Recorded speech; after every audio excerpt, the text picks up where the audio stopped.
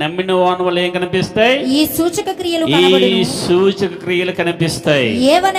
ఏవనగా నా నామమున దయ్యములను వెళ్ళగొట్టుదురు, దయ్యమును వెళ్ళగొడతారు, క్రొత్త భాషలు మాట్లాడుదురు, కొత్త భాషలు మాట్లాడుదురు, పాములను ఎత్తి పట్టుకొందురు, మరణకరణమైనదేది త్రాగినను అది వారికి హాని చేయదు, రోగుల మీద చేతులుంచినప్పుడు వారు స్వస్థత నొందురని వారితో చెప్పెను. దేవునికి స్తోత్రం కలుగుగాక. హల్లెలూయా. స్వస్థతలు కాదండి, అద్భుతాలు కాదండి, వాక్యమే. ఇది వాక్యం కాదా?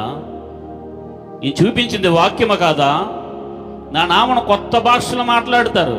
అదేంటండి బర్ర బర్ర బర్ర అంటారేంటి? కామెంటింగ్. తెలియకపోతే తెలుసుకో. ఆత్మ పొందుకోవడానికి ఎన్నో సంవత్సరాలు దేవుని దగ్గర ఏడిస్తే కానీ ఆత్మ పొందుకోలేని పరిస్థితులు.